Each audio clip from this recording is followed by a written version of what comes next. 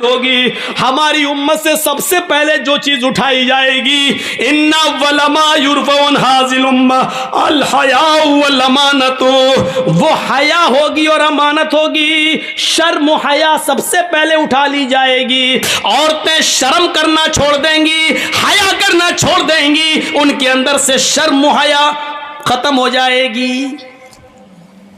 आजकल भाभी देवर से कहे कौन सी शादी पसंद करोगे, लव मैरिज क्या अरेंज मैरिज, अब शर्म क्या रह गई है। जिस देवर को भाभी के लिए मौत कहा गया हो और वही भाभी देवर के साथ मोटरसाइकिल पे बैठ के कलिया चक जाती हो, तो आप क्या कहोगे। जिस बहनोई के लिए साली के लिए बहनोई को मौत कहा गया हो, वो साली अपने बहनोई की मोटरसाइकिल पर बैठकर या गाड़ी पर बैठकर मालदा और फरक्का जाती हो या कलकत्ता जाती हो, और ताज्जुब ये कि बेशर्मी की हदें पार करते हुए उस साली का बाप यानी ससुर अपने दामाद को खुद ये कहता हो और बीवी अपनी बहन को अपने शौहर के साथ खुद भेज देती हो, तो फिर शर्म और हया रह कहां गई है। सुनना पड़ेगा, ये सख्त जुमले हैं, सुनना पड़ेगा, तुम्हें नहीं तुम्हारे बाप को भी सुनना पड़ेगा, क्योंकि ये हक, ये अथॉरिटी, ये पावर मुझे इस्लाम ने दिया है जो मुझसे कोई नहीं छीन सकता है। मेरे भाइयों, जिस तरीके से देवर की बाइक पर भाभी का बैठकर जाना हराम है, उसी तरीके से बहनोई के साथ साली का मोटरसाइकिल पर और गाड़ी पर बैठकर अकेला सफर करना भी हराम है। दोनों मुजरिम हैं और इस्लाम की नजर में दोनों गलत हैं और दोनों हराम हैं।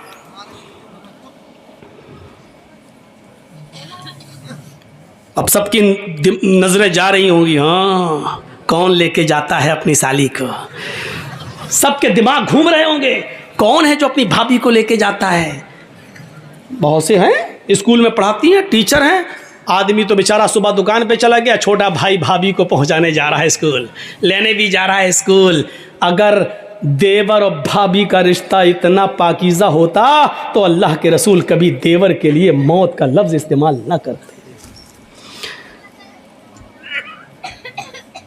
सोचिए, इस मौत के लफ्ज को कायनात की सबसे बड़ी हस्ती जनाब मोहम्मद रसूलुल्लाह सल्लल्लाहु अलैहि वसल्लम इस्तेमाल कर रहे हैं। सुनना पड़ेगा।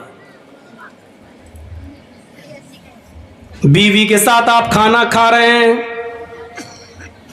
अचानक साली आ जाती है, आपकी बीवी कह भी रही है आओ चलो बैठो खाना खा लो, बीवी की मौजूदगी में भी, बीवी की इजाजत के बावजूद भी साली के लिए बहनोई के साथ और बहनोई के लिए साली के साथ खाना जायज नहीं होगा, एक ही प्लेट में एक ही थाली में, जबकि साली का चेहरा खुला हुआ हो और वो बेपर्दा हो।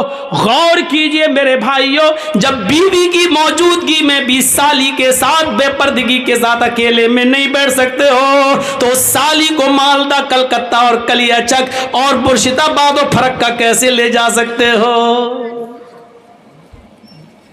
बीवी की मौजूदगी में अपने घर में भी साली के साथ नाश्ता नहीं कर सकते हो, तो होटलों में उसके साथ बैठकर खाना कैसे खा सकते हो। इस्लाम की मोहब्बत है तो मानो, नहीं है तो जो दिल चाहे करो। अल्लाह के नबी ने फरमाया, जब शर्म हया किसी के अंदर से निकल जाती है तो उसका जो दिल चाहे वो कर सकता है, जब शर्म हया नहीं तो जो दिल चाहे करे। अब उसके ऊपर कोई चीज नहीं रह गई, जब शर्म हया ही नहीं रही। अल्लाह के नबी चीख कर कहते हैं, इन अव्वल मा युरफउ अन हाजिल उम्मती अल हया वल अमानतु, हमारी उम्मत से सबसे पहले जो चीज उठाई जाएगी वो हया है। शर्म में सबसे पहले ये दूर कर दी जाएगी। आज शर्म हया बिक चुकी है, नीलाम हो चुकी है। शर्म हया नाम की कोई चीज नहीं रह गई है, शर्म हया नाम की कोई चीज आज बाकी नहीं रह गई है। आज लड़के और लड़कियां एक साथ गुफ्तगू करते हुए, साइकिल चलाते हुए, बातें करते हुए जा रहे हैं। ये शर्म हया नाम की कोई चीज नहीं रह गई है। वो एक दौर था मेरे भाइयों कि जंगे जमल के मौके पर जब हजरत आयशा एक जगह पर बैठी हुई थी और हजरत अली में जंग हो रही थी, हजरत अली रजी अल्लाह ताला अन्हु ने एक रुका, एक पर्चा, एक नोट लिखा और नोट लिखकर हजरत आयशा के भाई अब्दुर्रहमान को दिया और फरमाया कि ये अपनी बहन आयशा को देकर आओ, इसमें मैंने कुछ चीजें लिखवाई हैं, हजरत आयशा को वो पसंद आ जाए तो मुझे बता देना। इसमें हमने कुछ मशवरे लिखे हैं, हजरत आयशा अगर उन मशवरों से खुश हो जाए तो मुझे बताना।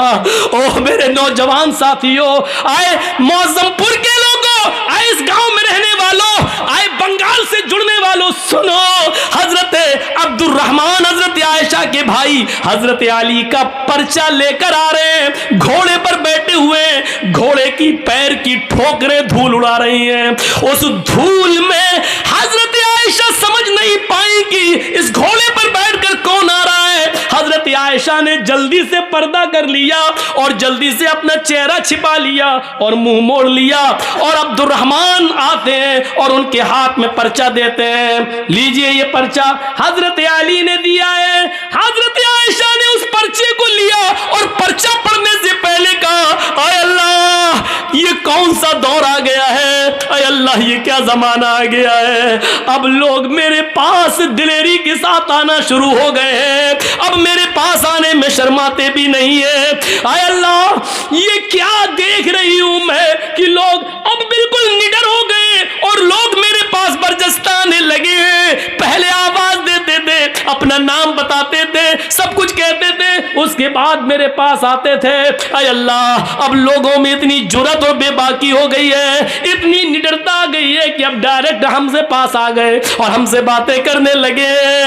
हजरत अब्दुर्रहमान ने जब अपनी बहन आयशा के मुंह से ये जुमले सुने तो कहते हैं, आए बहन जरा पलट कर देखो, मैं तुम्हारा अपना भाई अब्दुर्रहमान हूं, मैं गैर नहीं हूं। तब हजरत आयशा ने पलट कर देखा तो सामने उनके सगे भाई खड़े थे। तब उन्होंने इत्मीनान का सांस लिया, तब उन्होंने चैन की सांस ली। मेरे भाइयों, हजरत आयशा का पर्दा करना और अपने भाई से को पहचान न सके तो ये कहना, अब लोगों में ये कितनी दिलेरी और बहादुरी पैदा हो गई है कि वो आप बिला रोक और टोक मेरे पास आ जाते हैं। हाय अल्लाह ये मैं क्या देख रही हूं। गौर कीजिए इस जुमलों पर, हजरत आयशा की जबान से ये निकलने वाले जुमले आज हमारी मां बहनों को क्या दर्श देते हैं। आज इनकी जुर्रत और बहादुरी देखो, जिसके साथ जाए चली जाती है, जिसके साथ जाए टहल लेती है, जिसके साथ बैठना चाहे बाइक पे सवार हो जाती है, जिसके साथ जाना चाहे मार्केट में चली जाती है। जरा तसव्वुर करो मेरे प्यारे साथियों,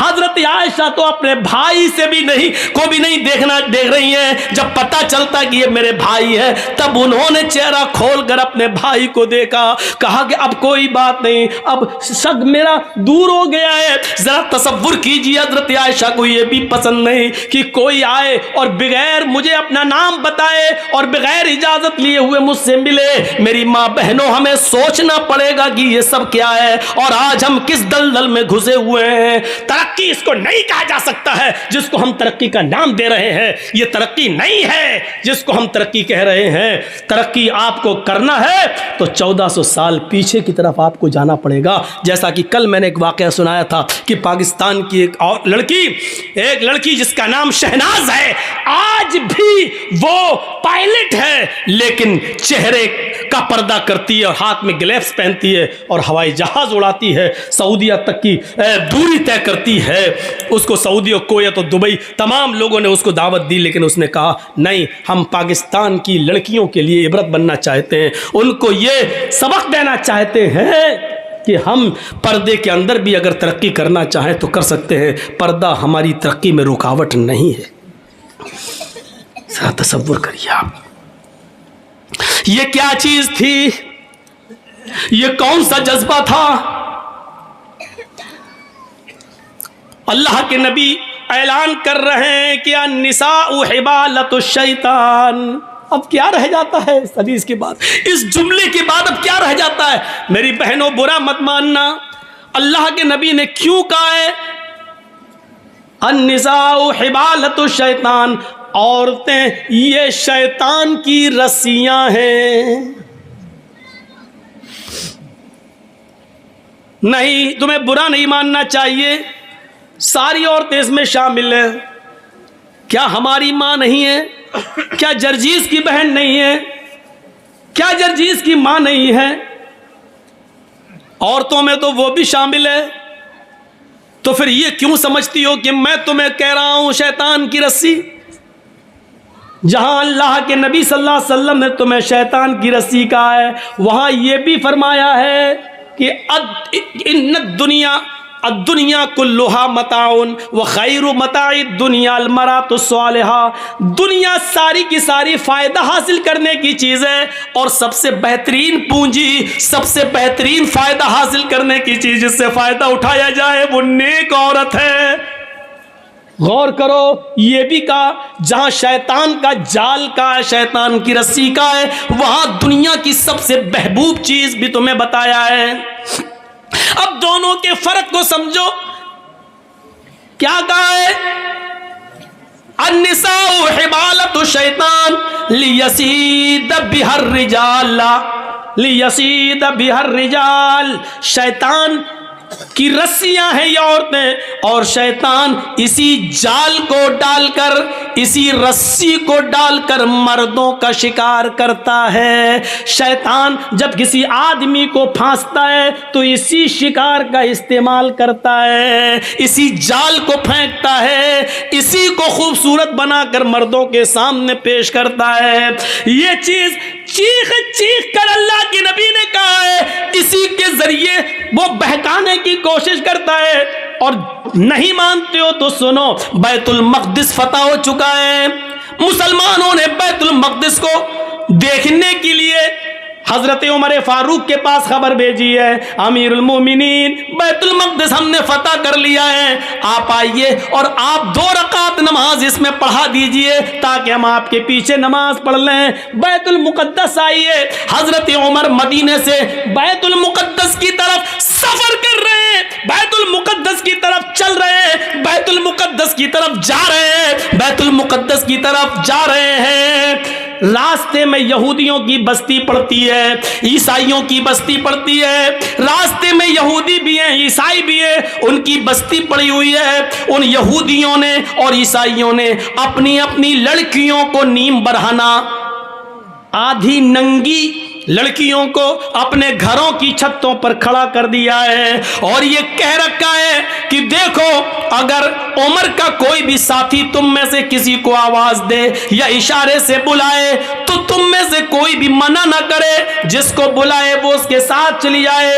अगर उमर के किसी एक आदमी ने तुम्हारे साथ मुंह काला कर लिया, उमर के किसी एक साथी ने अगर तुम्हारे साथ जिना कर लिया, उमर के किसी एक साथी ने भी अगर तुम्हारे साथ जिस्मानी ताल्लुक कायम कर लिया, तो हम कामयाब हो जाएंगे अपने मकसद में। यहूदियों ने और ईसाइयों ने अपनी लड़कियों को नीम बढ़ाना अपने घरों की छतों पर खड़ा कर दिया। गौर करो, यानी शैतान ने अपना जाल बिछा दिया सहाबा को बदनाम करने के लिए, सहाबा को बर्बाद करने के लिए, सहाबा के ईमान को झचोड़ने के लिए, सहाबा के ईमान को खत्म करने के लिए। इधर हजरत उमर फारूक को जब ये पता चला कि उन यहूदी और ईसाइयों ने ऐसा कर लिया, तो इन्होंने हुक्म दिया कि लोगों, मैं पीछे पीछे चलूंगा, आगे आगे नहीं। सुनो, यहूदियों की लड़कियां गंदे अशार पढ़ेंगी, अपनी तरफ तुम्हें बुलाएंगी, अपनी तरफ तुम्हें माइल करेंगी, मेकअप किए हुए होंगी और नीम बरहाना होंगी। आए मेरे साथियों, तुम लोगों ने एक लंबी जंग लड़ी है, कई कई महीनों से तुम अपने घर में ही गए हो सकता है कि तुम में से किसी को अपनी बीवी की याद आ रही हो, क्योंकि कई कई महीने तुम जंगों में रहे हो और अपने बाल बच्चों से, अपनी बीवी बच्चों से तुम मिले नहीं हो। इसलिए हो सकता है थोड़ी देर के लिए तुम्हारी नजरें उन यहूदी लड़कियों पर टिक जाएं, उन ईसाई लड़कियों पर टिक जाएं, और यह भी हो सकता है कि नजरों से नजरें मिलें और ये तीर नजरों के रास्ते से दिल के अंदर पैवस्त हो जाए। कहीं ऐसा ना हो कि फिर तुम में से कोई गलत काम कर बैठे, मैं नंगी तलवार लेकर बाहर पीछे पीछे चलूंगा। अगर तुम में से किसी एक की नजर यहूदी की लड़की पर और ईसाइयों की लड़की पर पड़ेगी तो मेरी तलवार उसकी गर्दन की ऊपर चलेगी। तुम्हारे कुरान का हुक्म है, कुल मुमिनाति यग़ज़ुज़्न मिन अब्सारिहिन्ना व यहफ़ज़्न फ़ुरूजहुन्ना वला युब्दीन ज़ीनतहुन्ना, कि तुम जब भी बाजारों में या कहीं चलो तो अपनी निगाहें नीची करके चलो।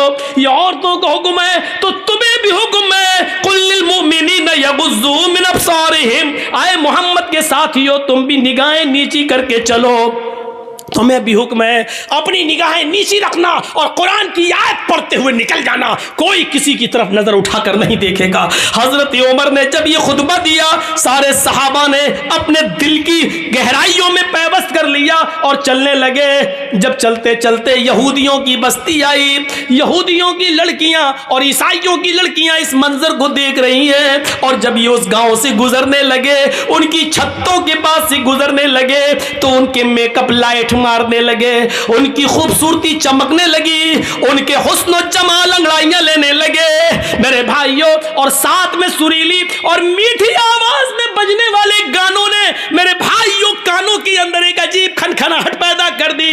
लेकिन जब वो गाना गा रही थी तो मोहम्मद के साथी उमर फारूक के ये साथी चीख चीख कर कुरान की आयत पढ़ने लगे, कुल लिल मुमिनीना यग़ुद्दू मिन अब्सारिहिम व यहफ़ज़ू फ़ुरूजहुम, कुल लिल मुमिनीना यग़ुद्दू मिन अब्सारिहिम व यहफ़ज़ू फ़ुरूजहुम। थोड़ी देर लगी है कि आपका ये काफिला और सहाबा का ये काफिला थोड़ी दूर निकल जाता है।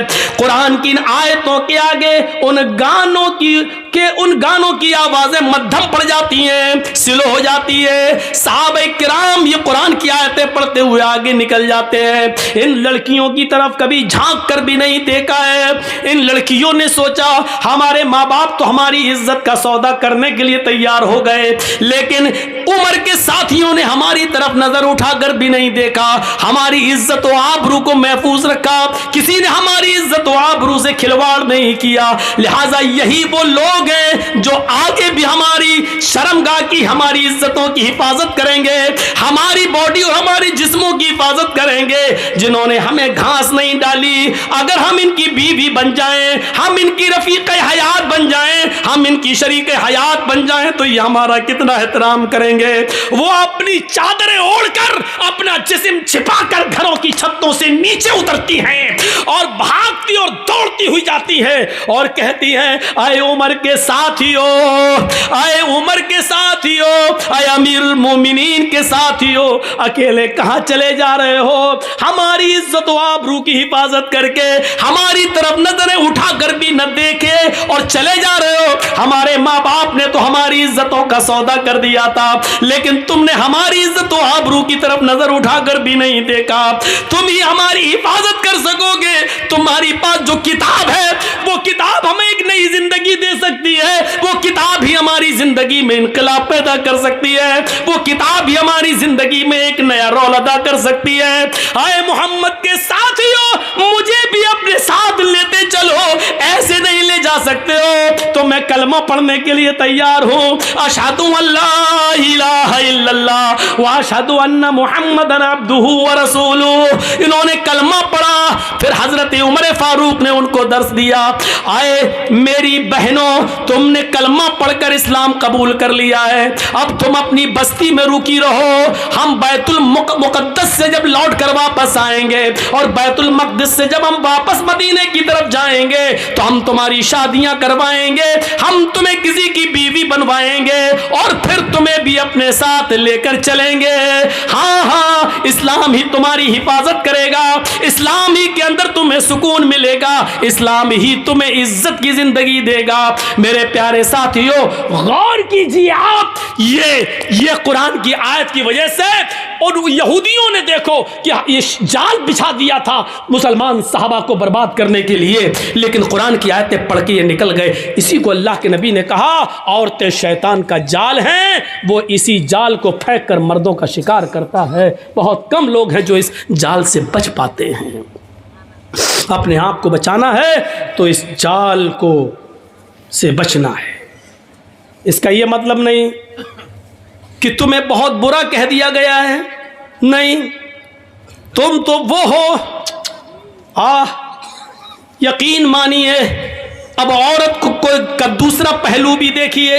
एक तरफ शैतान का जाल है, लेकिन जब औरत इस्लाम के दायरे में आती है और ईमान उसके अंदर पैदा होता है तो ये औरत फिर वो चीज़ है जो फिरौन जैसे जालिम बादशाह के सामने निडर हो जाती है और सामने खड़ी हो जाती है। जब फिरौन की बच्ची को कंगी करते हुए आसिया के हाथ से कंगी गिर जाती है और वो जमीन से कंगी उठाते हुए उसके मुंह से निकलता है बिस्मिल्लाह बिस्मिल्लाह, तो फिरौन की बच्ची कहती है तुमने ये किसका नाम लिया?